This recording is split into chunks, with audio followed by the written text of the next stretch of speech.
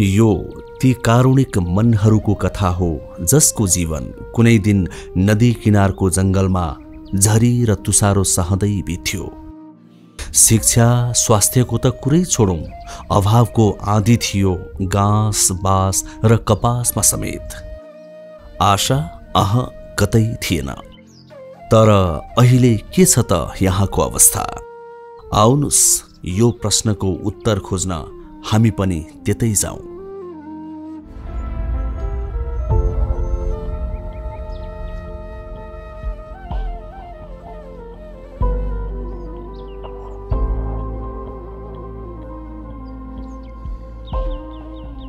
छिमेकले बनाएका छिमेकीहरू। उहाँको नाम हो शान्तिमाया चेपाङ। कुसुम खोलाको किनारमा बिताएका ती कारुणिक दिनहरू सम्झदा शान्तिमाया यसरी अनायासै भक्कानिनुहुन्छ।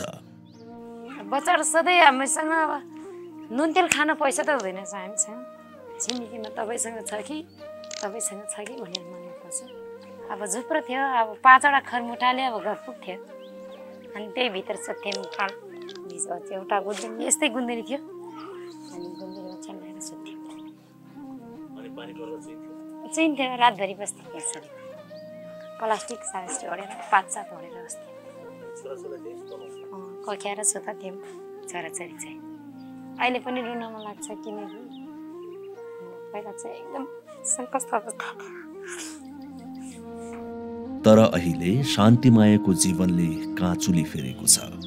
दुःखको तुसारो हटेर न्यानो घाम लागेको छ। उजाड हाँगाहरूमा नयाँ पालुवा पलाएका छन्। सानै किन नहोस् आफ्नै घर छ, थोरै किन नहुन् आय आर्जनका लागि बाख्राहरू छन्। परिवार आनन्दसँग चलेको छ। घर बनिसी दरबार बनाएको जस्तै छ, सुख छ एकदम। यो के भन्छ, यो छिमेकी लगविती संस्था भन्ने एउटा समाज सेवालाई म एकदम धेरै धन्यवाद दिन चाहन्छु। उहाँको नाम चाहिँ पूर्णिमाया चेपाङ। विगत उहाँको पनि निकै अत्यास लाग्दो छ। काखमा छोरो हुँदा जम्मा 6 महिनाको मात्रै छोरो थियो। 1.5 वर्षको छोरी थिए। छोरी 2 वर्षको भनौँ, 2 वर्षको छोरी थिए। पानी मात्रै उमाले के मैले, गरिबीको कारणले गर्दाखेरि पानी मात्रै उमाले नुन हालेर। अनि नखाएको 2-3 दिन भइसकेको थियो।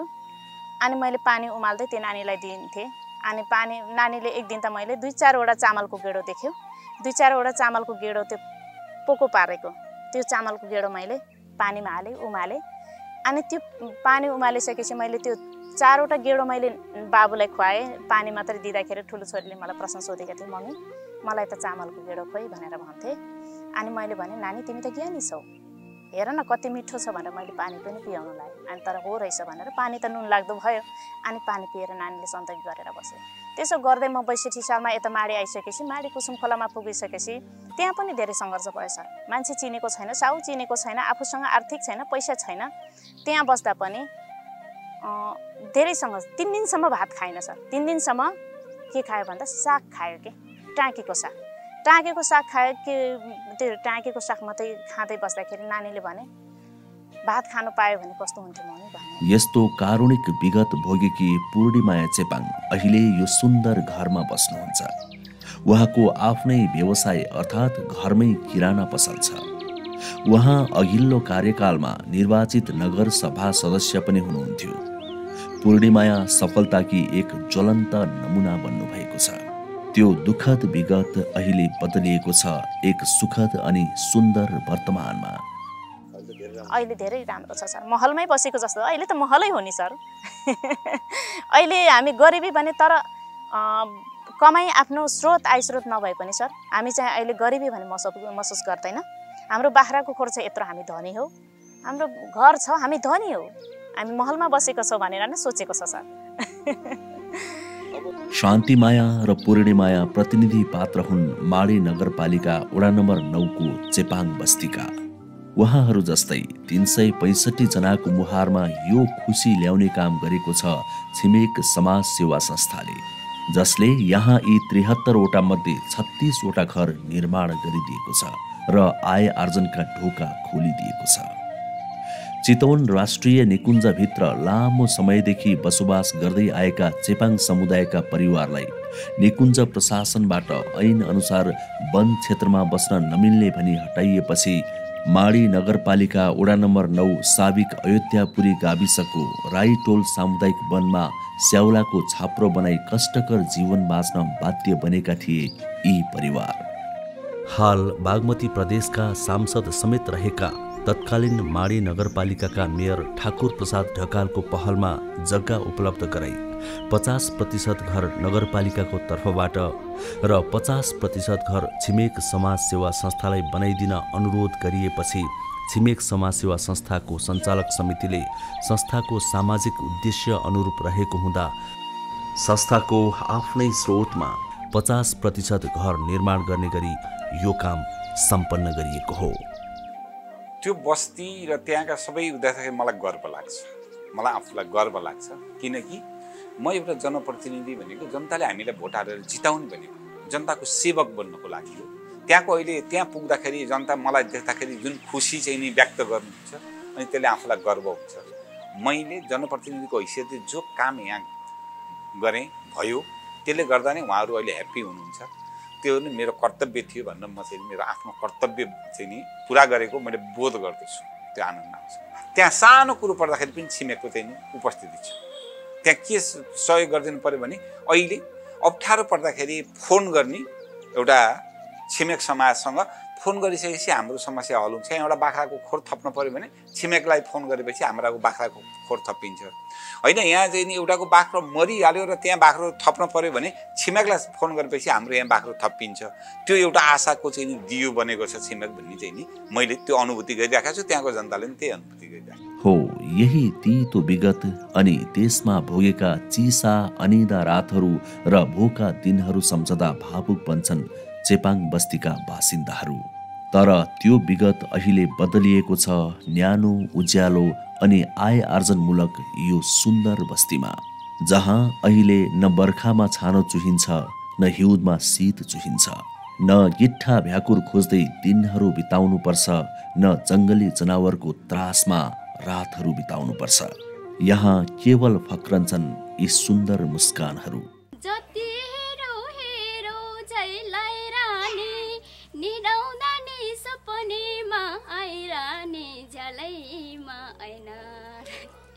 कुनै पनि अगेनो रित्ता र चिसा छैनन्। यहाँ बल्छन् यी आशा र खुसीका अग्निहरू। पहिला चाहिँ हामी उताखेरि कुसुम खोलामा बस्थ्यौँ। कुसुम खोलामा चाहिँ लास्टै के अरे नाजुकको ठाउँ थियो। अनि बर्खा माझमा के अरे पानी आउँदाखेरि बाढी आउने अनि त्यो साथसाथै फेरि हात्तीहरू आउने, हात्ती गएर आउने, तसनस गर्ने अनि त्यस्तो हुन्थ्यो सर। अनि हजुर अहिले त्यस्तो छैन। अनि त्यही के अरे बिमारीहरू हुँदा पनि एकदमै समस्या थियो सर। बिमारी हुँदा चाहिँ यस्तै के अरे काठको नौलमा बिमारहरू ल्याउनु पर्थ्यो। त्यो त के अरे मेडिकलतिर ल्याउनु पर्थ्यो। कोही बेला फेरि ल्याउँदै बाटोमा नि अलिकति उसै हुन्थ्यो कि के अरे लास्टै बिमारी उस हुन्थ्यो, बित्नुको अवस्था हुन्थ्यो भनौँ न। त्यस्तो छैन अहिले यहाँ आइकरी यहाँ चाहिँ राम्रो छ सर।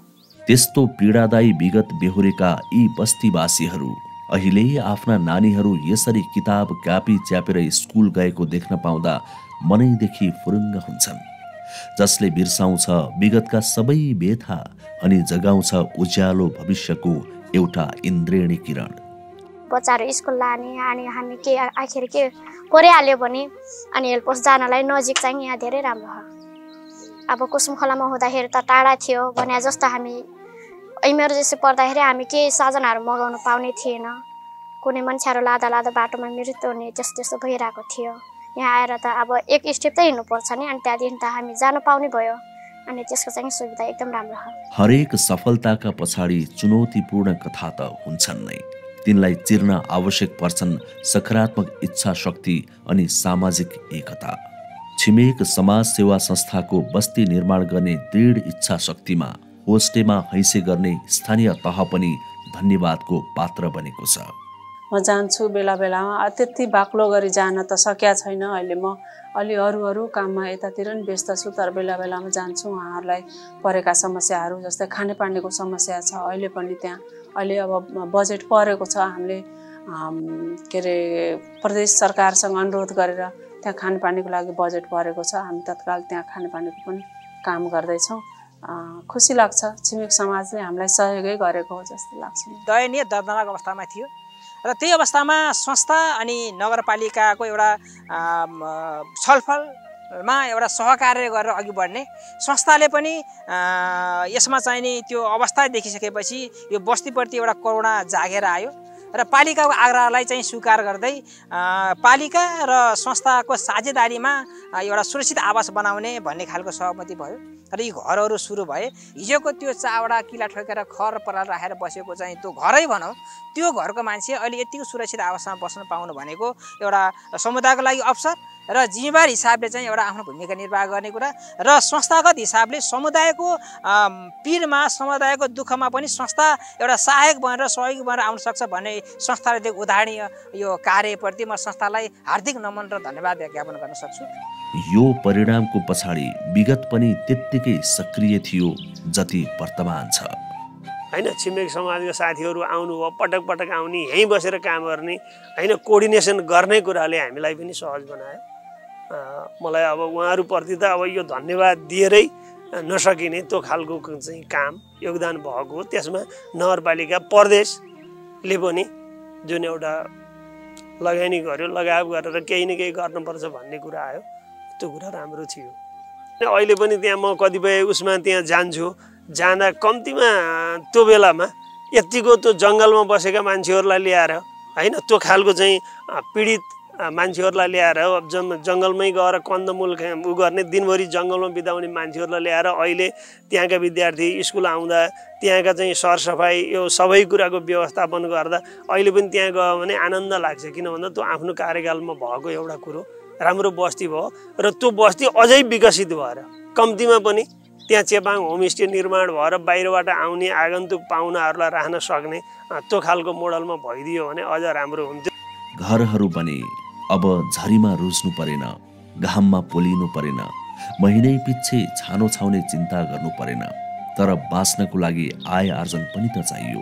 हो, यही ध्रुव सत्यलाई मनन गर्दै छिमेक समाज सेवा संस्थाले बस्तीका घरहरूमा छिमेक लघुवित्त वित्तीय संस्था मार्फत बाख्रा पालन गर्न खोर निर्माणमा पनि सहयोग गरेको छ, जसले गर्दा हालको जीवन आशाले भरिपूर्ण छ र भविष्य सुन्दर बन्ने निश्चित छ। हामीले उहाँहरूलाई चाहिँ घरमै गएर हैन भेटघाट गरिसकेपछि उहाँहरू त्यो ठाउँमा चाहिँ के सम्भव हुन्छ भन्ने कुराहरू राख्दाखेरि उहाँहरूले चाहिँ बाख्राको लागि चाहिँ किन भन्दा जङ्गलमा स्याउला अनि विभिन्न किसिमको घाँसपात पनि अलिकति सुलभ भएको हुनाले त्यो ठाउँमा चाहिँ अलिकति बाख्राको चाहिँ अलिकति सम्भावना चाहिँ देखिएको थियो। त्यहाँ चाहिँ हामीले समूह मार्फत हामीले महिला दिदीबहिनीहरूले चाहिँ हामीले चाहिँ यो बाख्रा पाल्नुको लागि चाहिँ हामीले कर्जा वितरण गऱ्यौँ। कर्जा वितरण गर्नुहुँदा अगाडि उहाँहरूलाई एउटा चाहिँ बाख्रा सम्बन्धी कसरी पाल्ने, होइन, बाख्रा सम्बन्धी रोगहरू हुनसक्छ अथवा कसरी कस्तो बाख्रा पाल्दा अलिक बढी आम्दानी हुन्छ भनेर उहाँहरूलाई चाहिँ हामीले त्यो सम्बन्धी पनि एउटा प्राविधिक राखेर हामीले त्यहाँहरूलाई चाहिँ तालिम दियौँ। उहाँहरूले त्यहाँ बाख्रा जो पाल्ने इच्छुक हुनुहुन्थ्यो, अलिकति जङ्गलको पनि एरिया, त्यहाँ चाहिँ अब अलिकति जनावरको पनि अलिकति आक्रमण हुने भएको हुनाले राम्रै खोर चाहिँ बनाउनु पर्छ भनेर हामीले खोर पनि हामीले यो वित्तीय संस्थाबाट चाहिँ हामीले हाम्रै उसमा चाहिँ त्यहाँ बनाइदियौँ। बनाइसकेपछि उहाँहरूले अब तालिम पनि पाउनुभयो। तालिम पाएपछि अब त्यो व्यवसाय गर्न त पुँजी चाहियो। त्यो पुँजी चाहिँ हाम्रो लघुवित्त, त्यहाँ चाहिँ हाम्रो माडीमा शाखा छ, त्यहाँ मार्फत उहाँहरूलाई चाहिँ हामीले चाहिँ उपलब्ध गराएर अहिले करिब 19 परिवार अहिले आबद्ध भइसक्नु भएको छ र उहाँहरूले चाहिँ धेरै असले चाहिँ बाख्रा पालेर चाहिँ उहाँहरूले आम्दानी बढाइरहनु भएको छ। स्वास्थ्य भयो भने होइन त्यसले परिवारलाई पनि त हरेक कुराले स्वास्थ्य नै धन पनि हो, होइन। स्वास्थ्य बिग्रियो भने त विभिन्न किसिमको अब त्यसमा पैसा खर्च हुने, होइन, विभिन्न किसिमको पारिवारिक टेन्सन हुन्छ। त्यस कारण चाहिँ यो कुरालाई हामीले मध्यनजर गरेर चाहिँ टोयलेट बनायौँ, जसले गर्दा उहाँहरूले चाहिँ अहिले त्यसलाई प्रयोग गर्नुभएको छ र एउटा चाहिँ गाउँ पनि एउटा सफा चाहिँ देखिया छ। यसको अलावा हामीले चाहिँ त्यहाँ बिरुवाहरू पनि हामीले फलफुल बिरुवाहरू पनि हामीले चाहिँ त्यो समुदायमा त्यो नमुना गाउँमा चाहिँ उहाँहरूलाई चाहिँ निःशुल्क रूपमा चाहिँ हाम्रो वितरण गरिसकेका छौँ। सायद त्यो अब बिरुवाहरू पछि ठुलो हुँदै गएपछि त्यसले पनि केही प्रतिफल चाहिँ त्यहाँ दिन्छ भन्ने हामीले सोचेका छौँ। यही दूरदृष्टि र सेवाभाव अहिले बदलिएको छ यी खुसीहरूमा। यो कुखुरा पाल्न थालेको कति भयो तपाईहरुले?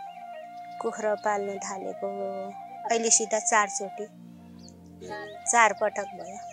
यसमा आएको पैसा केमा खर्च गर्नुहुन्छ? खर्च त त्यही अब त्यही त हो नि, घरको समस्या। अब नुन तेल भन्यो, अब खाना रासन भन्यो, अब खुर्सानीहरू भन्यो, साबुन भन्यो, त्यही त हो नि घर खर्च। यो घर चाहिँ कसले बनाइदियो? घर चाहिँ संस्थाबाटै हो सर, संस्थाबाटै दिनुभएको घर। अनि एउटा खोर पनि छ, खोर पनि अनि टोइलेट उबाटै छिमेकीले त्यो सर उबाटै दिनुभएको हो। एकदमै सर, एकदम राम्रो भए ऊ के अरे आम्दानी भइराखेको छ। सानोतिनो भए तापनि आफूलाई घर खर्ची तरिरहेको छ। बाख्रा पालनबाट राम्रै छ सर। छिमेक संस्थालाई पनि र लघुवित्त छिमेक संस्थालाई पनि दुवै संस्थाबाट हामीले ऊ पाएका छौँ रोजगारी, अथवा ऊ आफू बस्ने ठाउँ र हामीले अलिकति आम्दानीको लागि रोजगारी बाख्रा पालनको ऊ गरेर दिनुभयो। धन्यवाद धेरै धेरै भन्न चाहन्छु। बिरामीहरू भए तापनि चाहेको बेलामा कल पनि गर्न पाउने थिएनौँ सर। कस्तो भन्छ विगतका त्यो ठाउँमा भनेको अहिले फोन पनि लाग्दैन त्यो ठाउँमा। अहिले पहिलादेखि लागेको छैन, तर यहाँ आइसकेपछि चाहिँ अहिले आफूलाई आफ्नो मेरो जिन्दगी त होइन, हाम्रो जिन्दगी त यस्तै भयो। जब मेरो छोराछोरीलाई चाहिँ अहिले नयाँ राम्रो शिक्षक पाएका छन्, त्यो झुप्रो घरबाट चाहिँ हामी अहिले त्यो झुप्रो भन्दा त अहिले त्यो त हाम्रो महल नै हो सर। कुसुम खलाको भन्दा चाहिँ यहाँ अहिले चाहिँ जस रमाइलो छ, सानो परिवार छ, सानो घर बनाइदिनु भएको छ सरकारले होइन।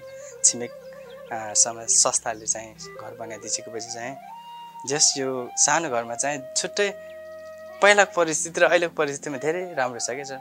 खुसियाली छ, सानो घर सानो परिवार छौँ अहिले चाहिँ। यो जुन मेरो श्रीमतीले चाहिँ यो सानो जुन यो टेलर पनि आफूले सिकेर आएर जस अहिले चाहिँ धेरै काम लाग्ने भएछ। जुन कपडा चाहिँ अलिअलि जान्छ, गाउँघर त हो सर होइन। अब बजारमा भए त धेरै गर्थ्यो होला, त्यो त छैन। हामी त हैसियत त छैन बजारमा। जस आफ्नै गाउँमा जे होस् सानो चाहिँ जुन लुगा पसल चाहिँ बुढीले त्यो बेच्छिन्, अनि त्यो लुगा किनाइसकेपछि चाहिँ त्यो लुगा काटेर चाहिँ सिलाउँछिन्।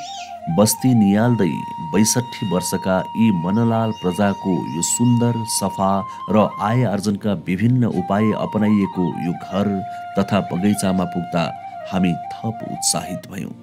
केही बेर यहाँ बिताएपछि फेरि बुझ्न थाल्यौँ बस्ती र बस्तीवासीको बारेमा। निराशा कतै पनि भेटेन। सरसफाई त्यति नै आवश्यक छ जति आवश्यक घरहरू छन्। यो ध्रुव सत्यलाई मनन गरेर यी सम्पूर्ण घरहरूमा शौचालय निर्माण गरिदिएको छ छिमेक लघुवित्तले, जसको परिणाम सफा छ बस्ती अनि खुल्ला दिशा पिसाबको कारण लाग्ने रोग व्याधबाट मुक्त छन् बस्तीवासीहरू। पहिला त हामी त अब फुसको छानाको घर थियो, घचाको बार थियो, बस्न पनि डर लाग्दो थियो जङ्गलको भित्र होइन।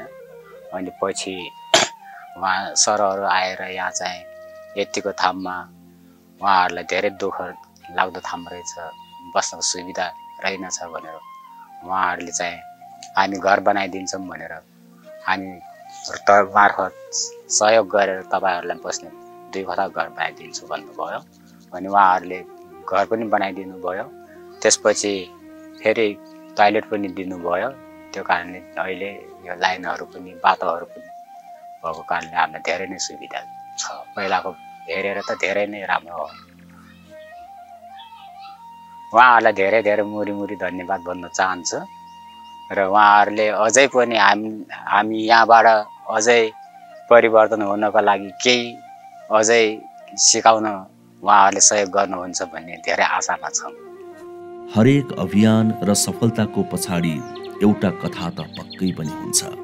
यी सुन्दर घरहरू र यी खुसीको पछाडि पनि त्यो कथा पक्कै छ, जसमा सपना, योजना र सफलता फुलेका छन् एक परिपक्व र निस्वार्थ स्वप्न द्रष्टाको।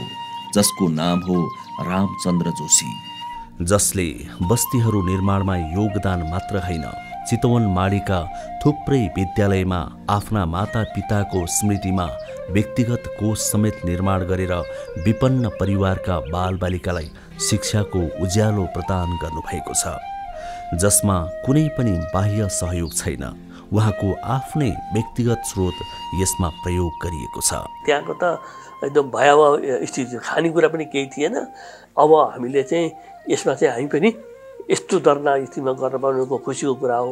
अझ हामीले व्यक्तिगत रूपमा गर्न परे पनि हामी तयार छौँ र अरूलाई पनि खोज्न तयार छौँ र हाम्रो संस्थाले चाहिँ हामी गर्छौँ भन्ने कुरा गरेपछि कसरी गर्ने त भनेपछि त्यो त्यहाँको बच्चाहरूलाई पढाउनको लागि पनि हाम्रो बुबा आमाको नाउँको एकराज शोभा जोशी स्मृति प्रतिष्ठान भन्ने छ, त्यसबाट 5 लाखको अक्षय कोष चाहिँ त्यही स्कुलमा राखिदिएको छ, ताकि त्यहाँको बच्चाहरू पढ्न गयो भने अनि उनीहरूलाई छात्रवृत्ति दिने भनेर त्यो हाम्रो व्यक्तिगत रूपबाटै र अनि सम्पूर्ण अब नगरपालिका, अब छिमेक समाजसेवा संस्था, मेरो आफ्नै प्रतिष्ठान पनि भएको हुनाले सबैको तर्फबाट उनीहरूलाई चाहिँ अब 8-10 वर्षभित्रमा एउटा चाहिँ सबल र आफ्नै व्यवसाय गरेर खान सक्ने र अलिकति पढाइमा पनि बच्चाहरूको पढाइमा पनि अलिकति माथि लिएर जाने भन्ने उद्देश्य साथ हामीले यो चाहिँ काम सुरुवात गरेको। अब हामीलाई चाहिँ इन दि लङ रनमा होइन यो नेपाल अधिराज्यभरि नै कति सकिन्छ प्रत्येक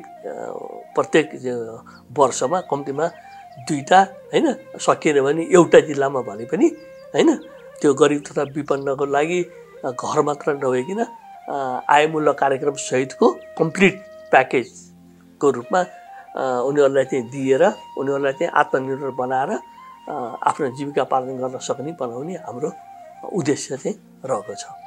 माडी चितवनकै यो अर्को चेपाङ बस्ती परवी खोला, यहाँका यी 20वटा घरमा मिटर बक्स जडान गरेर बिजुली ल्याउन पनि आर्थिक सहयोग गरेको छ छिमेक समाज सेवा संस्थाले, जसकै कारण अँध्यारोबाट मुक्त छन् यी घरहरू।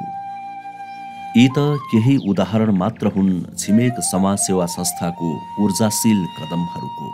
संस्थापक अध्यक्ष स्वर्गीय श्रीमती भुवनेश्वरी पन्तको नेतृत्वमा विक्रम सम्वत 2048 जेठ 8मा स्थापना भएको यस संस्थाले स्थापना कालदेखि नै सामाजिक विकासको उद्देश्य लिएर निरन्तर कार्य गरिरहेको छ।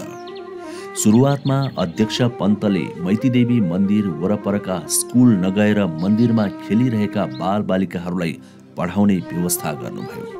यसरी पढाउने व्यवस्था गर्दा केटाकेटीहरूलाई उत्प्रेरणा पनि होस् र पोषण पनि पुगोस् पनि उहाँले दिवा खाजाको रूपमा घरबाट जाउलो लगायतका खानाहरू बनाएर बालबालिकाहरूलाई खुवाउनुहुन्थ्यो। बालबालिकाको शिक्षापछि मैतीदेवी मन्दिरमा संस्थाको तर्फबाट निशुल्क स्वास्थ्य परीक्षण क्लिनिक चलाउन श्रीमती रेणु कार्कीज्यूले ठूलो सहयोग पुर्याउनु भएको थियो। त्यस लगत्तै संस्थाले तत्कालीन वडा नम्बर 32 र काठमाडौँ महानगरपालिकासँग मिलेर मैतीदेवी र घट्टीकुलो क्षेत्र सरसफाई कार्यक्रम सञ्चालन गर्यो, जसमा श्रीमती ज्ञानु केसीले अथक परिश्रम गर्नुभयो। क्रमिक रूपले अस्ट्रेलियन दूतावासको सहयोगमा महिलालाई सिलाइ सिकाउने कार्यक्रमहरू गर्दै चितवनको माडीमा जस्तै महोत्तरीको रामगोपालपुरमा पनि विभिन्न सामाजिक विकासका कार्यक्रमहरू संस्थाले सञ्चालन गरेको छ।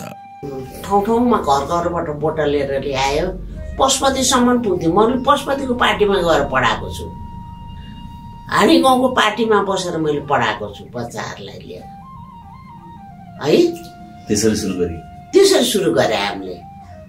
अनि अध्यक्षज्यू चाहिँ कहीँ यसो गएर कसैसँग यसो डोनेसन माग्नुहुन्थ्यो कि के गर्नुहुन्थ्यो, ल्याउनुहुन्थ्यो। अनि घरबाट जौलो पकाएर यत्रो भाँडामा ल्याउनुहुन्थ्यो। अहिले त्यो चितवनमा त्यो नमुना बस्तीहरू बन्यो, ऊ भयो, कहिले जाउँ हेर्न जस्तो भइरहेछ।